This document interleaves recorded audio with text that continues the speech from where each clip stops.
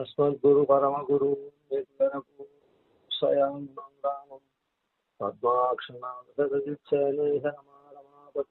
वन्दे वन्दे वृन्दावन्दनं वल्लवीजनपदामोदयन्तीभूषणं श्रीमान् वेङ्कटनाथार्य कवितार्थिवेदान्ताचार्यवर्यो मे सन्निधत्तां प्रसादयति यत्सूक्तिः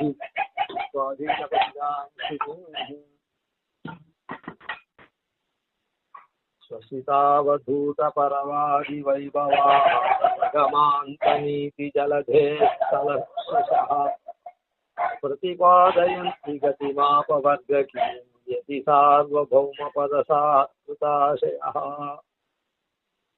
यति सार्वभौम பதசாத்குதாசிராக ராமானுஜருடைய திருவடிக்கே அற்று தீர்ந்தவர்கள் இருக்காளே, அப்படிப்பட்ட நம்முடைய ஆச்சாரியர்கள் அவர்களுடைய மூச்சு காற்றினாலேயே, ஏன்னா அந்த மூச்சு காற்றுனா வேதம், எம்பெருமானுடைய மூச்சு காற்று தான் வேதம். இந்த எம்பெருமான் தான் நமக்கு சாட்சான் நாராயணோ தேவஹா கிருத்வா மத்தியமயின் தனும் அப்படின்னு அவதாரம் பண்றான் ஆச்சாரியரா. அதனால அந்த வேதத்தினுடைய அர்த்தத்தை நம்ம ஆச்சாரியர்கள் ஸ்ரீபாஷ்யக்காரருடைய சித்தாந்த சேர்ந்தவரா, ஸ்ரீபாஷ்யக்காரருக்கு அர்த்த சேர்ந்தவரா இருக்கிறதுனால அவளுடைய மூச்சு, அதாவது சில பிரதிஜையெல்லாம் பண்ணா என் பிராணன் உள்ள வரையில் நான் இப்படி இருப்பேன் அப்படின்னு சொல்றாலும் இல்லை. அதனால அந்த மூச்சு காற்றிலே என்ன துணிக்கும் அப்படின்னா வேதாந்தார்த்தத்தினுடைய ஆழ்பொருள், சாரமான பொருள் தான் அந்த மூச்சு காற்றுல இருக்கும்.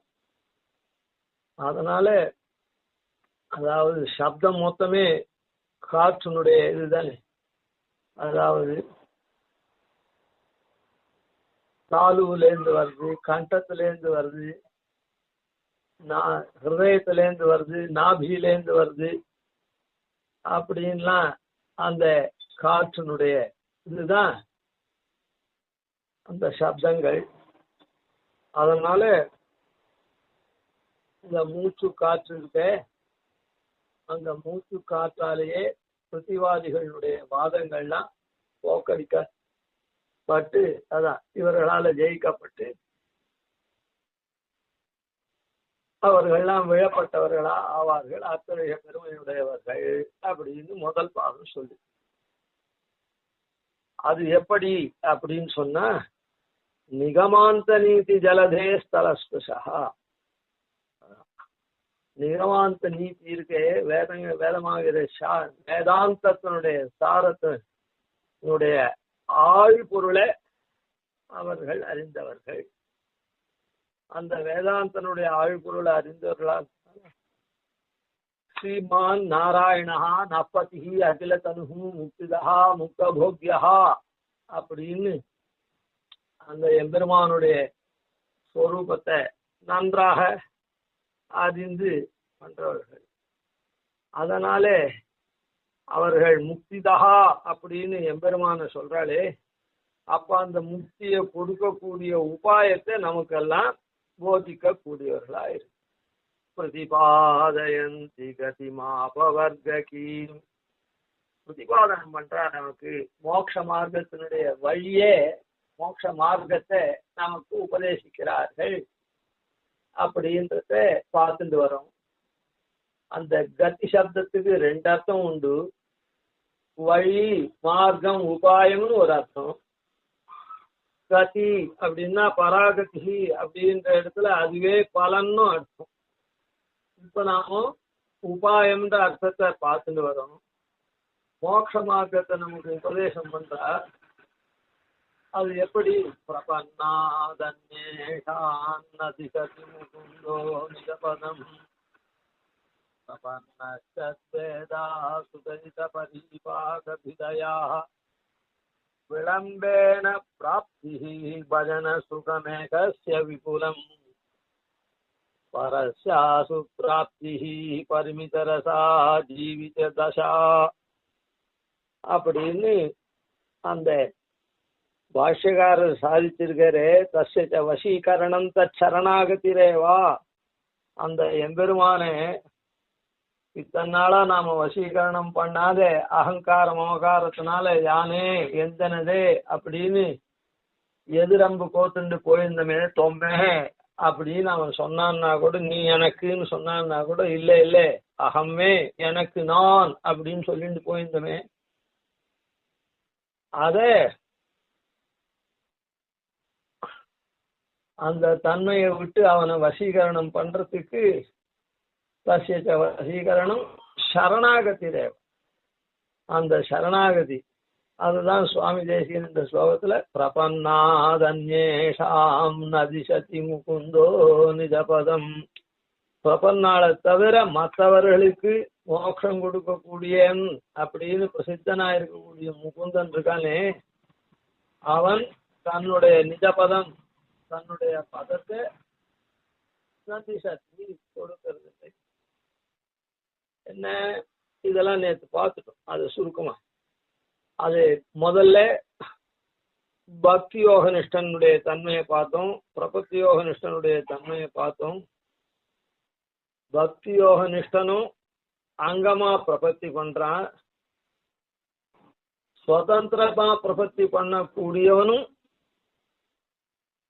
பலானுபவமா பக்தி பண்றான் அப்படின்னு பார்த்துட்டோம். அதனால ரெண்டு பேரையும் பக்தன்னு சொல்லலாம், ரெண்டு பேரையும் பிரபன்னு சொல்லலாம், சாஸ்திரம் அப்படி சொல்றது. அதனால சுதந்திர பிரபத்தி நிஷ்டன் அங்க பிரபத்தி நிஷ்டன், அதாவது அத்வாரக பிரபத்தி நிஷ்டன் சத்வாரக பிரபத்தி நிஷ்டன் அப்படின்னு தான் சொல்லணும் அப்படின்ற வரையில் பார்த்திருக்கோம். அதுதான் அது எப்படி அப்படின்னா, அந்த பிரபன்னாலேயே ரெண்டு விதம், பிரபன்னஸ்வேதா சுச்சரித பரிபாகபிதயா, அவளுடைய சுச்சரித்த பரிபாகம் இருக்குதே, சரித்த பரிபாகம்னு சொல்ல, சுச்சரித்த பரிபாக விதயா அப்படின்னு. ஏன்னா எம்பெருமானிடத்துல சரணாகதி பண்ணணும் அப்படின்னு ஒருத்தனுக்கு எண்ணம் வருதுன்னா, நல் கர்மா நிறைய பண்ணியிருந்தாதான் சுச்சரித்திரம் உடையவாளுக்கு தான் அந்த எண்ணம் வரும். அதனாலதான் கண்ணனே கீதையில பகூனாம் ஜன்மனாமந்தே ஞானவான் மாம் பிரபத்யதே அப்படின்னு சொல்றான். பகூனாம் ஜன்மனாம் அந்தே, பல பிறவிகளுடைய முடிவுல ஞானவானாய் ஞானத்தை பெற்று நல் ஞானத்தை பெற்று அசத்கல்பமான ஞானத்தெல்லாம் விட்டுட்டு நல் ஞானத்தை பெற்று மாம் பிரபத்யதே அப்படின்னு சொல்றான், என்னை சரணாகதி பண்ணுகிறார்கள் அப்படின்னு சொல்றான். அவனும் அங்க என்ன சொல்றான், என்ன பக்தி பண்ணுகிறார்கள் அப்படின்னு சொல்லல, சரணாகதி பண்றான்னு தான் சொன்னான். ஏன்னா சரணாகதிக்கு அல்லது மோட்சம் கொடுக்கறது இல்லை பெருமாள். அதனால இப்போ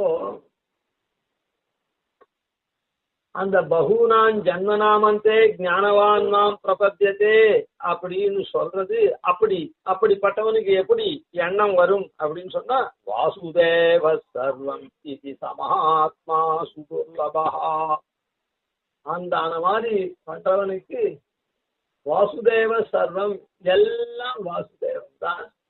உண்ணும் சோறு பருகு நீர் தின்னும் வெற்றிலையும் எல்லாம் கண்ணன் அப்படின்ற தன்மையாலதான் அவன் வருவான்.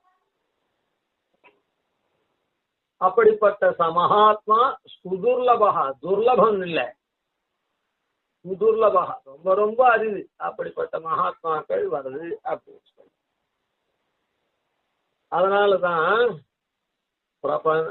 பாஷ்யக்காரர் வியாக்கியானம் பண்ணிட்டு பகூனாம் ஜன்மனாம் அந்தேன்னே புண்ணிய ஜன்மனாமந்தே அப்படின்னு சொன்னேன். எத்தனையோ ஜென்மங்கள் நாம எடுக்கிறோம். ஆனா புண்ணிய ஜென்மங்கள், நல்ல சுச்சரித்தமான ஜென்மங்கள் முடிவுலத்தான் அந்த மாதிரி புத்தி வரும். அததான் நியமிக்கிறது.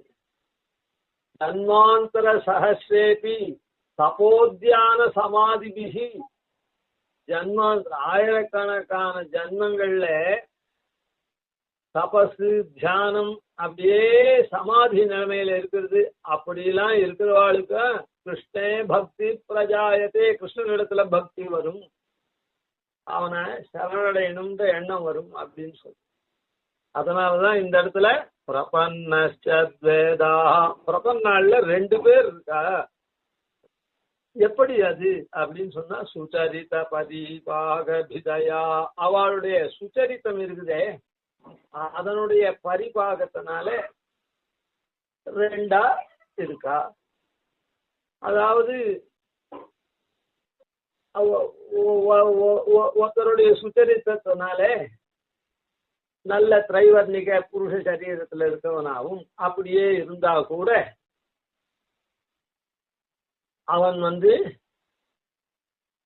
வேதங்கள் எல்லாம் ஓதி அங்கங்கள்லாம் கற்று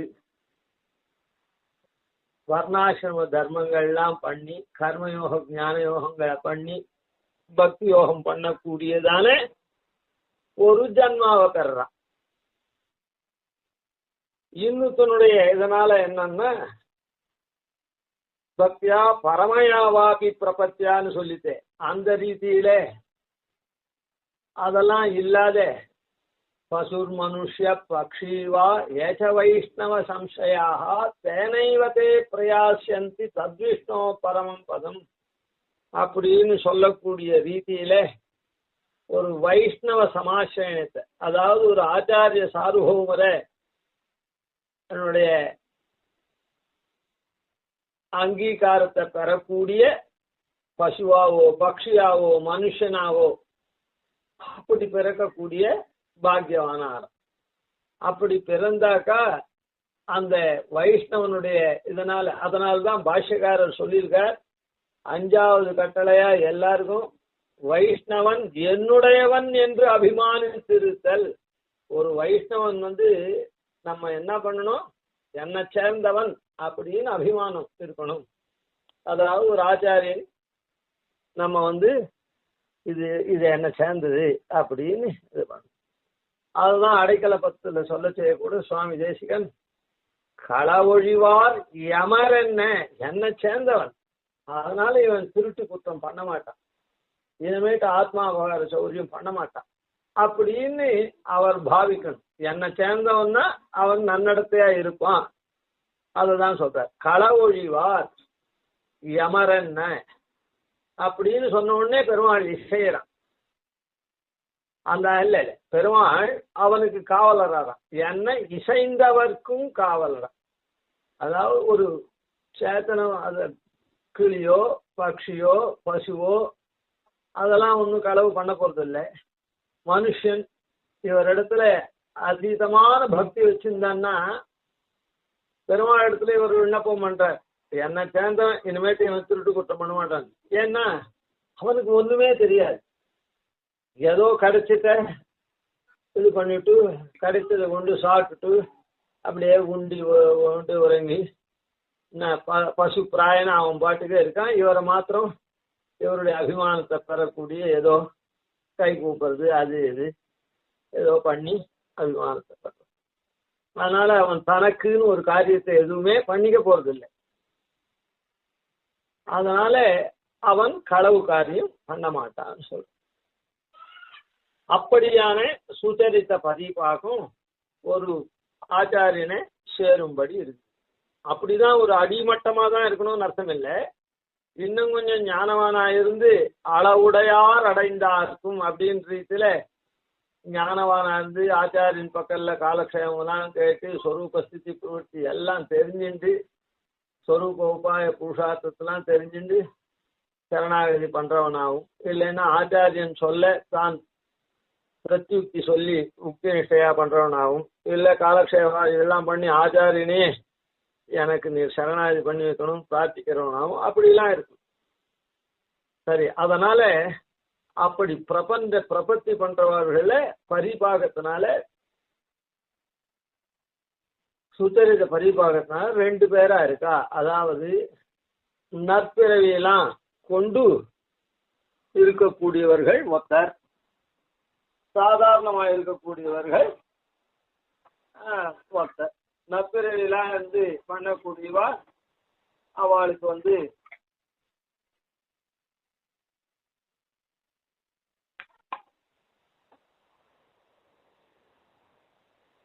நற்பிறவியெல்லாம் பண்ணக்கூடியவர்கள் என்ன பண்றா அப்படின்னா பக்தி யோகத்தை பண்றா, அங்க பிரபத்திய பண்ணி இல்லைன்னா. அதனால 2 விதமான பேர் இருக்கா அப்படின்னு.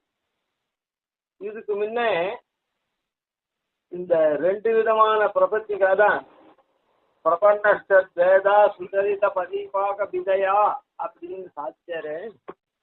அப்போ அங்க பிரபத்தி பண்றவன் ஒருத்தன், சுதந்திர பிரபத்திய பண்றவன் ஒருத்தன். இந்த சுதந்திர பிரபத்திய பண்றவன் அப்படின்னு சொன்னா எல்லாருமே அந்த சுதந்திர பிரபத்திய தானே அனுஷ்டிக்கணும்னு இல்லை. ஏதேனும் ஒரு பிரகாரமாகவுமாம் ஆரேனும் ஒருவர் அனுஷ்டிக்கவுமாம் பிரபத்தி கல்லது சர்வேஸ்வரன் பரம புருஷார்த்தம் கொடுக்க இறங்கான் அப்படின்னு சாதிக்கிறது. இந்த பிரபத்தி பண்றவன் இருக்கானே, பக்தி பண்றவன் அவனே தான் பண்ணணும், அவனே தான் எல்லாத்தையும் பண்ணணும். ஏன்னா அவன் சக்தி அதிகாரி. இவன் அப்படி இல்லை, அசக்த அதிகாரி, அகிஞ்சனன். அதனால இந்த பிரபத்திய கூட இவனால பண்ண முடியாது இருக்கலாம். அதான் பசு மனுஷ பக்ஷிவான்னு சொல்லுது. அதனால ஏதேனும் ஒரு பிரகாரமாகவுமாம், அதாவது ஸ்வனிஷ்டையோ உக்தி நிஷ்டையோ ஆச்சாரிய நிஷ்டையோ ஏதோ ஏதேனும் ஒரு பிரகாரமாகுமா. அத கூட என்ன ஆச்சாரிய நிஷ்டையெல்லாம் பாகவத நிஷ்டையெல்லாம் ஆரேனும் ஒருவர் அனுஷ்டிக்கவுமா.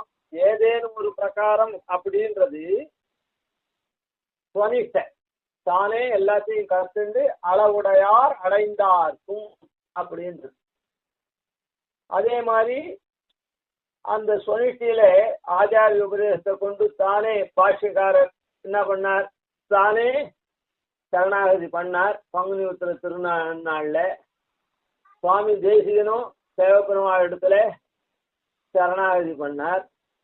நம்மாழ்வார் திருவேங்கடமுடையான இடத்துல சரணாகதி பண்ணார். ஆன மாதிரி சுவனிஷ்டையாவும் பண்ணலாம். இல்லைன்னா உக்தி நிஷ்டை ஆச்சாரியன் சொல்லி வைக்க தான் பண்ணலாம். இது ஏதேனும் ஒரு பிரகாரமாகுமாம் அப்படின்றது. ஆரேனும் ஒருவர் அனுஷ்டிக்கவுமாம். ஆரேனும் ஒருவர், அதாவது நமக்கு இத்தனை நாளா சம்பந்தம் இல்லை. ஆரேனும் ஒருவர் அப்படின்னு சொன்னா ஆச்சாரிய சார்வங்கிறது தான் அது குறிக்குது. நமக்கு மாதா இல்லை, பிதா இல்லை. இவருக்கு தான் அவர் என்ன குமார வரதாச்சார சுவாமிக்கு தான் தகப்பனாரே தனக்கு சரணாகதியும் பண்ணி வைக்கிற பாக்கியம் அவருக்கு கிடைச்சது. பிரம்மோபதேஷ்டே மே குரவே தெய்வதாய பிராப்யாய பிராபகாயாஸ்து அப்படின்னு வெங்கடேசாய மங்களம்னு பாடினார். பிதா எனக்கு அவர் தான், பிரம்மோபதேசம் பண்ணவர் அவர் தான். சில பேருக்கு அப்பா கருப்பா. இப்போ இந்த காலத்து வித்தியாசம் சொல்லணும்னா 2 பிள்ளைக்கு ஒரே நாள்ல உபநயனம் பண்ணாள்னா சித்தப்பா இன்னொருத்தர் தாத்தா யாருன்னா அப்பா ஒரு பிள்ளைக்கு பண்ண சித்தியா பெரியண்ணா தாத்தா யாருன்னா பிள்ளைக்கு பண்ண அந்த மாதிரி வேற ஒருத்தர் பண்ணுவா. அப்படி இல்லை. பித்ரே பிரம்மோபதேஷ்டே, பிரம்மோபதேஷ்டாவும் அவரே. குரவே, அதுக்கப்புறம் ஞானத்தை கொடுக்கக்கூடிய குரு இருக்காரே அதுவும் தேசிகளே என்னுடைய தகப்பனாரு அப்படின்னு சொல்ற. தெய்வதாயச்சா, தெய்வ சப்தம் தெய்வதம்னு இருக்குதே, அந்த சப்தம் என்ன அப்படின்னா ஆச்சாரிய பரம். அதாவது ஞானத்தெல்லாம் கொடுத்துடுறார், ஆனா இப்போ கூரத்தாழ்வார் விஷயத்துல கோவிந்த தாத்தோ அப்படின்னு அவரே அனுசந்தானம் பண்றார். தன்னுடைய திருத்தகப்பனார் ஞானத்தெல்லாம் போதித்தார். ஆனா ஸ்ரீபாஷகாரர் கட்டர் சின்ன குழந்தையா இருக்கு, சிசுவா இருக்கு, அந்த குழந்தைய கட்டாட்சியத்துக்காக எடுத்துவான்னு சொன்ன அவர் சரணாகதி பண்ணி கொண்டு வர ஸ்ரீபாஷகாரர் என்ன துவயமனம் வீசறதே குழந்தைகிட்ட, ஏன்னா இவர் துரியோச்சரணம் குழந்தைக்காக பண்ணிட்டார். அதனால எம்பார் இவருக்கு ஆச்சாரியன். என்ன ஆச்சாரியன்? சரணாகதி ஆச்சாரியன். தாத்தோ அப்படி கோவிந்த தாத்தோ, தாத்தரா இருக்கக்கூடிய தகப்பனாரா இருக்கக்கூடிய கூரத்தாழ்வான் குரு, எல்லா வித்தைகளையும் அவருக்கு போதிச்சார். அதனாலதான் அவர் என்ன சொல்றார் அப்படின்னு சொன்னா,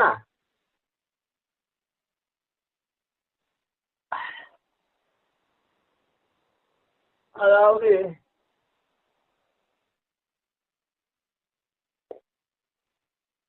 இந்த மாதிரி தனக்கு இது பண்ணிட்டார் அப்படின்னு சரணாகதி அவரால பண்ணப்பட்டதை காண்பிக்கிறார். என்ன அப்படின்னு சொன்னா,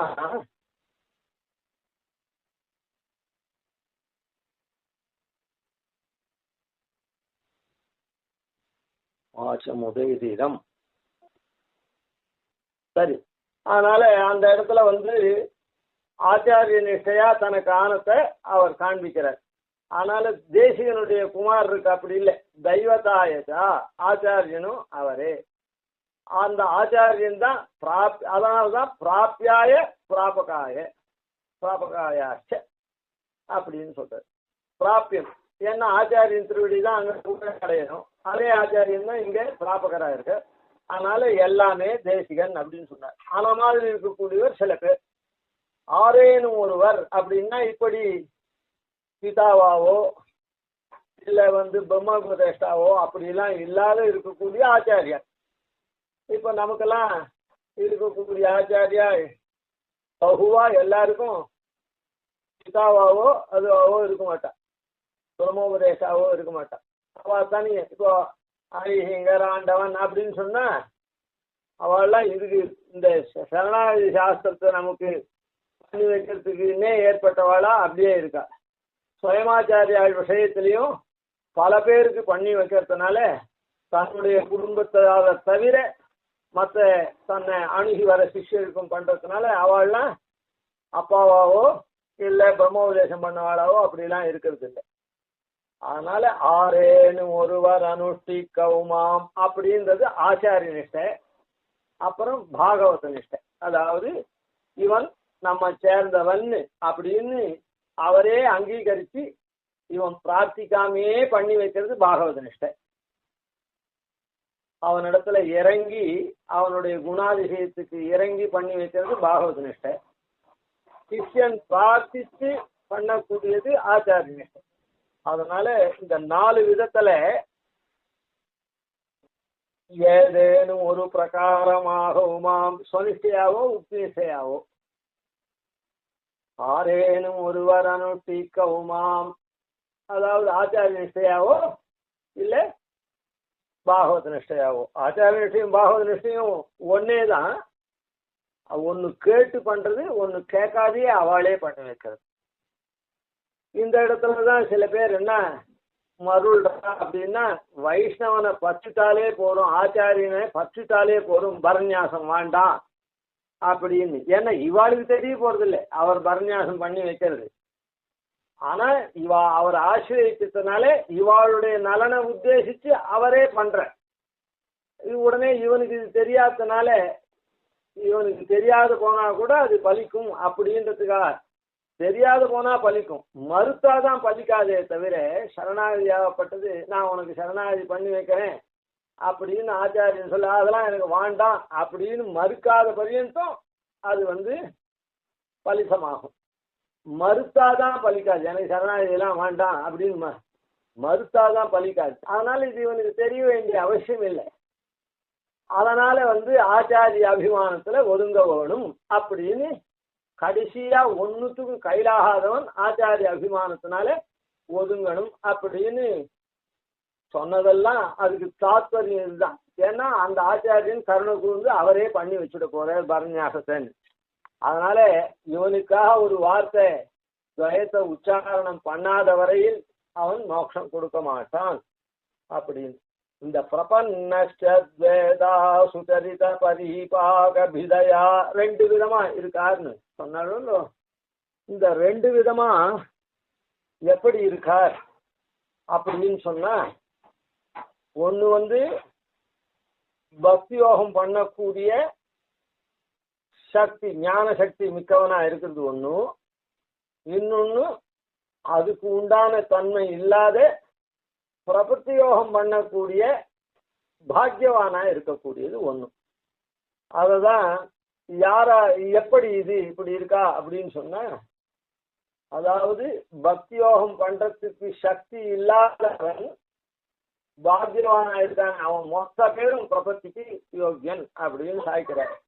பக்தியாதோ சக்திய பாவா பிரமிதி ரஹிததா சாஸ்திரத பஜுதாசா காலக்ஷேபா க்ஷமத்வந்தி நியதி வசாத் ஆபதத்பிஹி சதுர்பிஹி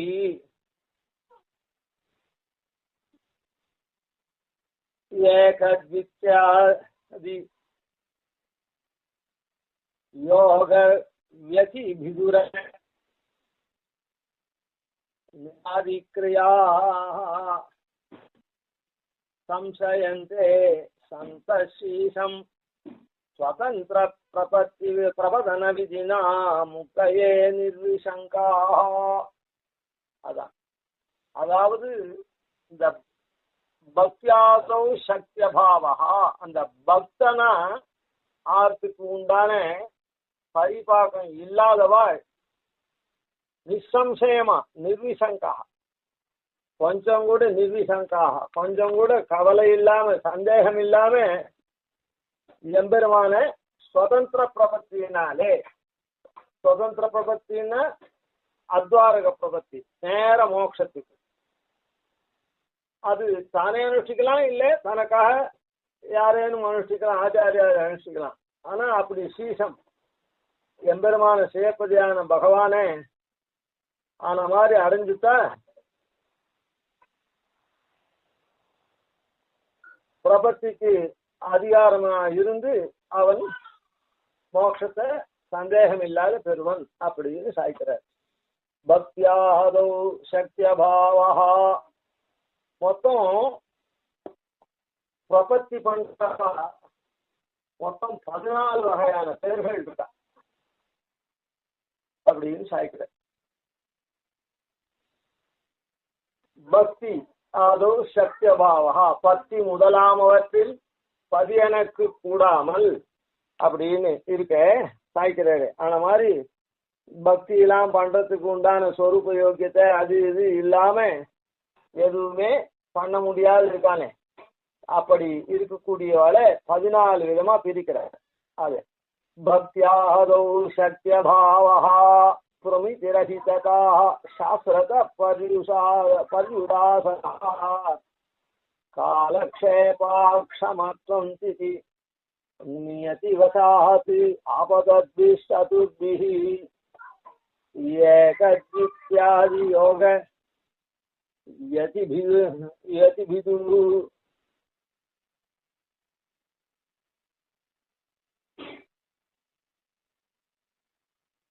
யதிபிதுர நிஜாதிக்ரியா சம்சயந்தே ஸ்ரீசம் சந்தஸ்ரீசம் ஸ்வதந்திர பிரபதன விதினா முக்தயே நிர்விசங்காஹ. இதே நாம இந்த ஸ்லோகத்தினுடைய அர்த்தத்தை அடுத்த இடத்தை பார்ப்போம். கவிதார்த்திக சிம்ஹாய கல்யாண குணசாலினே ஸ்ரீமதே வெங்கடேஷாய வேதாந்த குரவே நமஹ. ஆதிவன்ஷடகோபாதீனதி வர்யான் பஜேனிஷம் ஸ்ரீரங்கபூர்வஷடதித்யதீசானபதாஸ்ரயம் ஸ்ரீவத்சவம் சச்சலகம் வந்தே ஸ்ரீகிருஷ்ணதேசிகம்.